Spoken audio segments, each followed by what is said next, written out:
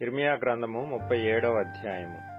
బబులోను రాజైన నెబుకద్రెజరు యూదా దేశములో రాజుగా నియమించిన యోషియా కుమారుడగు సిద్కియా యెహోయాకీము కుమారుడైన కొన్యాకు ప్రతిగా రాజ్యము చేయుచుండెను.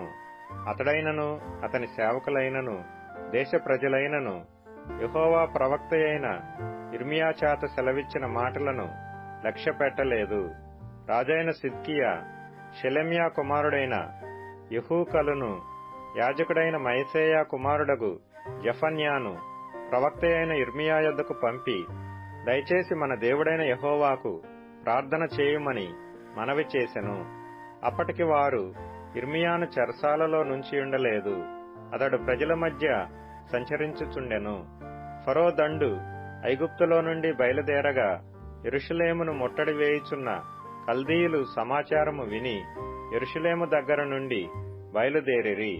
అప్పుడు యెహోవా వాక్కు ప్రవక్తయైన ఇర్మియాకు ప్రత్యక్షమై ఈలాగు సెలవిచ్చెను. ఇశ్రాయేలు దేవుడగు యెహోవా ఆజ్ఞ ఇచ్చునదేమనగా, నా యొద్ద విచారించుడని నిన్ను నా యొద్దకు పంపిన యూదారాజుతో నీవీలాగు చెప్పవలెను.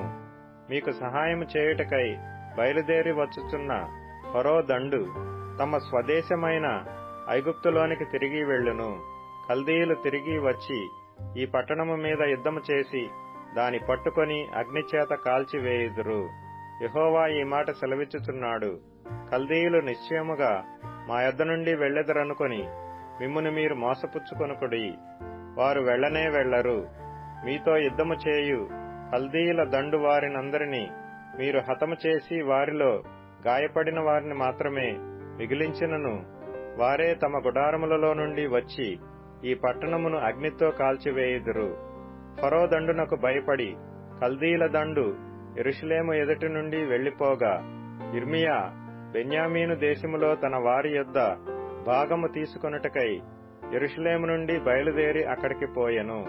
అతడు బెన్యామీను గుమ్మమునొద్దకు రాగా ఇరీయా అను కావలివారి అధిపతి అక్కడ నుండెను. అతడు హనన్యా కుమారుడైన షెలెమ్యా కుమారుడు. అతడు ప్రవక్త అయిన ఇర్మియాను పట్టుకొని, నీవు కల్దీయులలో చేరబోవుచున్నావని చెప్పగా ఇర్మియా, అది అబద్ధము, నేను కల్దీయులలో చేరబోవుటలేదనెను. అయితే అతడు ఇర్మియా మాట నమ్మనందున ఇరీయా ఇర్మియాను పట్టుకొని అధిపతుల యొద్దకు తీసుకుని వచ్చెను. అధిపతులు ఇర్మియా మీద కోపపడి అతని కొట్టి తాము బందీగృహముగా చేసియున్న లేఖికుడైన యోనాతాను ఇంటిలో అతని వేయించిరి. ఇర్మియా చెరసాల గోతిలో వేయబడి అక్కడ అనేక దినములు ఉండెను. పిమ్మట రాజైన సిద్కియా అతని రప్పించుటకు వర్తమానము పంపి అతని తన ఇంటికి పిలిపించి, యెహోవా యొద్ద నుండి ఏ మాటైనను వచ్చెనా అని అడుగగా ఇర్మియా, నీవు బబులోను రాజు చేతికి అప్పగింపబడెదవను మాట వచ్చెననెను.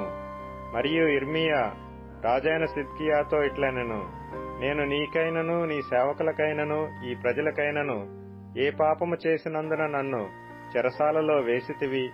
బబులోను రాజు మీ మీదికైనను ఈ దేశము మీదికైనను రాడని మీకు ప్రకటించిన మీ ప్రవక్తలు ఎక్కడనున్నారు?